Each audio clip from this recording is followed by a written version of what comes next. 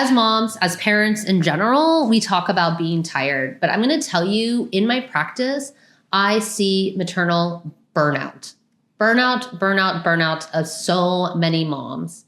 Welcome. My name is Dr. Piper Grant. I am a licensed clinical psychologist. I am the founder of Born into Motherhood.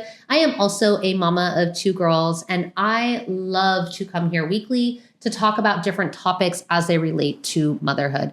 And I just have to share, I am seeing maternal burnout. Now, maternal burnout is a little bit different. It's not just I'm tired. It's not just like, oh, the kids aren't sleeping and I'm a little bit fatigued.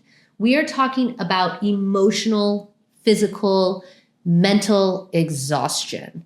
And I actually think this gets overlooked often because we, as like a society, as a culture, we attribute mothering and parenting to exhaustion, to tiredness. It's like part of being a parent is to be tired. Oh, you wanted to have children? Then you got to live with being tired. Okay. So I think that there's many moms who actually don't even realize how burnt out they are because they feel like that is part of being a mother. But I'm here to tell you that it's very different. When I'm talking about burnout, moms are frazzled, and it is like they are literally climbing through life. And if you felt this, you know what I am talking about.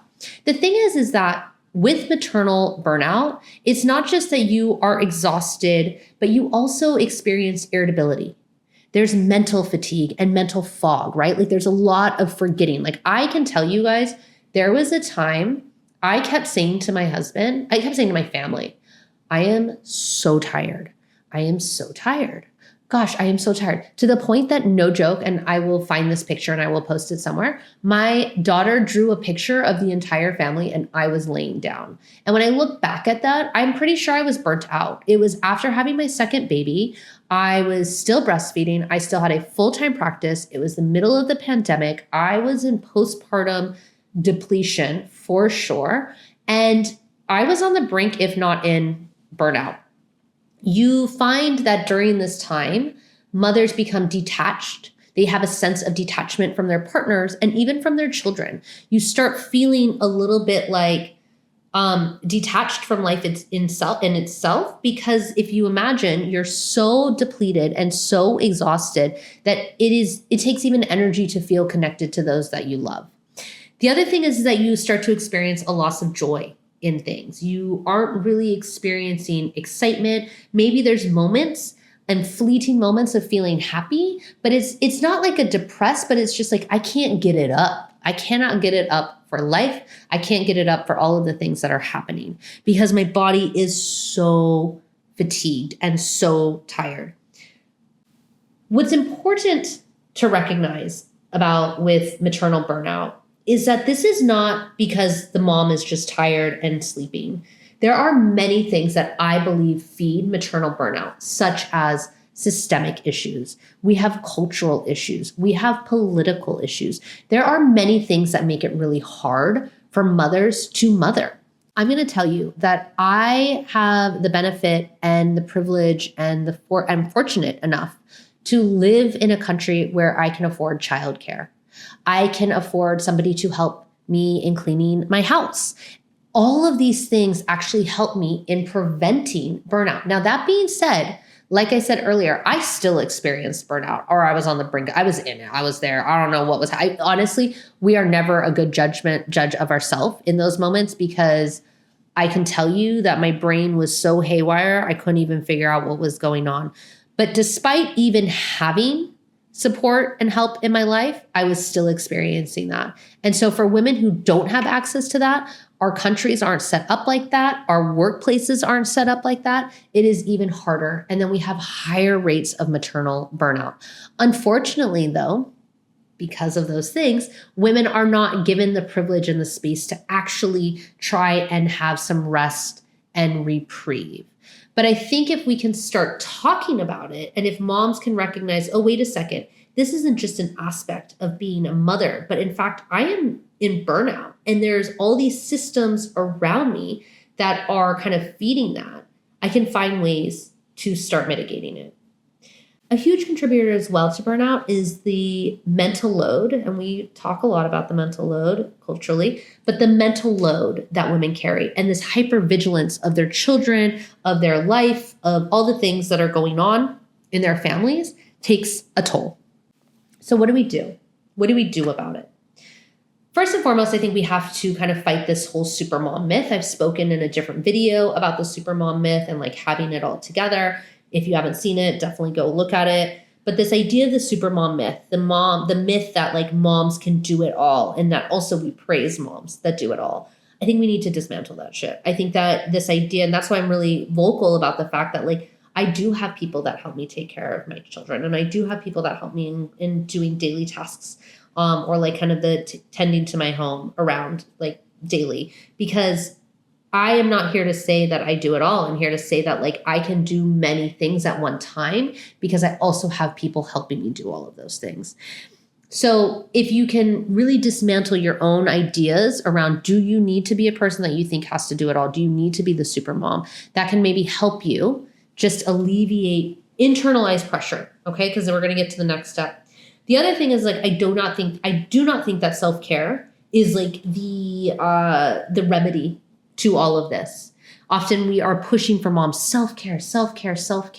But like, I'm going to be real. Self-care is like sometimes a whole nother job and task for me. Sometimes self-care is like one more thing that I have to engage in. And it doesn't always feel like calming to me. Sometimes self-care is taking myself to the doctor or taking myself to the dentist or making sure that I wash my hair, regularly. Like those to me personally aren't always bringing calm to my life, aren't always making my life easier, but they're just making sure that I am tending to myself, caring for myself.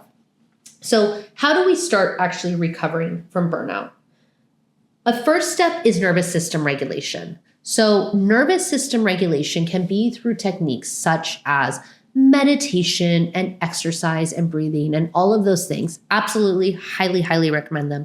I've also had another video where I've talked about the power of rituals in terms of like engaging in daily practices that we already do, but just infusing intentionality into them and how that actually can help just engage our parasympathetic nervous system, which is our rest and digest and calm and ease and helping us ground. But if we're able to engage our parasympathetic nervous system, regulate our nervous system, it can help at least just as a beginning, just a little bit of mental clarity. So really start with thinking, what helps my body find ease?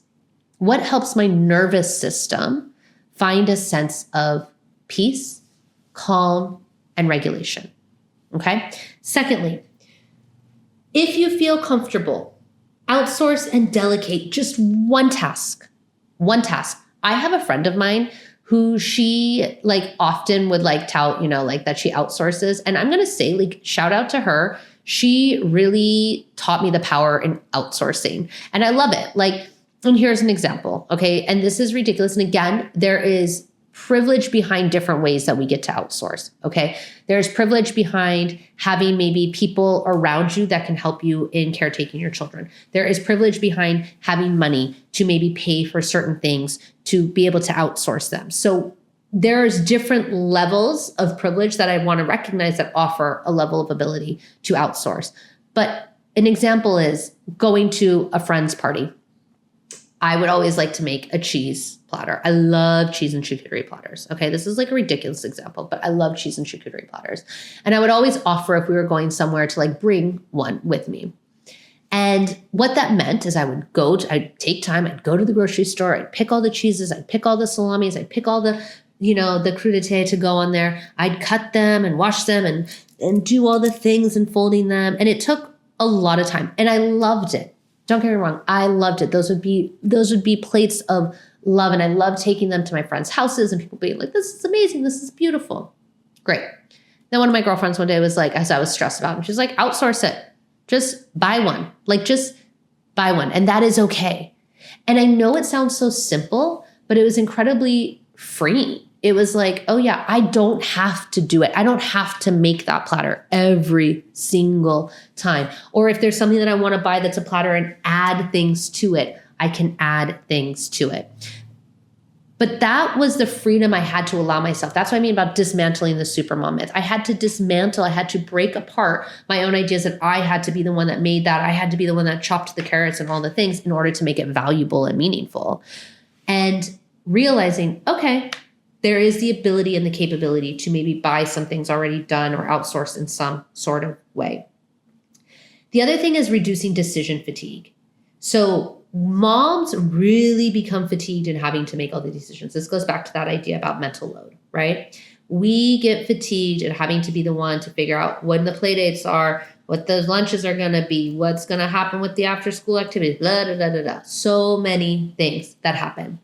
And there are different ways that you can handle that. You can ask your partner. If you have a partner, you can engage your partner in helping you make decisions, but that's not always the easiest. And I'm going to be honest, is because often like roles are kind of already set, and I'm encouraging of them getting changed, and I'm encouraging of communication around them. But if that doesn't feel possible, I'm going to tell you honestly, what so many moms I know are doing now are using AI and ChatGPT. And they might use ChatGPT to say, hey, can you help me come up with 5 meals? 5 dinners this week. Or these are the dinners that I want to make. Can you help me come up with the shopping list that I want to do? Or I need to come up with 5, toddler friendly sensory play activities so that they have an activity planned each week, each day of that week, right? Use the tools that are actually available to us. That's a free tool. Use that tool to engage in helping reduce all the decision fatigue, all the decision making that you have to do, and therefore reducing the decision fatigue. So there are ways that you are able to do and kind of find some routes to help you in kind of recovering from this maternal burnout. So if I was to leave you with one thing, it would be, what is one place in your life that you can engage either delegating, sharing the task, using AI, or kind of just releasing and letting go of you having to be the one to do that at all, like not even having to delegate it to somebody else, but being like, you know what, that's actually not something I just have to do in general or needs to be done. But if you can identify that one and just take some action to let that go. And then if there is the space, thinking about nervous system regulation, schedule one time during the week or find one ritual or one practice that becomes non-negotiable for you in being able to find nervous system regulation. And whether that be while you are having a shower during the night, you just allow yourself to take 5 breaths and say, I'm going to let myself release and let go of everything, right? Or if in the middle of the day, you're going to pick the kids up at school, you're able to put on your favorite song and you just belt that song out and you just activate all of your vocal cords and your vagus nerve and you are just like letting your system go. Engage those things that you have already in your routine, make them intentional so that your nervous system can find some regulation. And that's the beginning. That's the beginning of starting to fight maternal burnout. If this resonated with you, please stick around, drop a comment, click subscribe. I hope to see you guys next week. Thank you for joining me.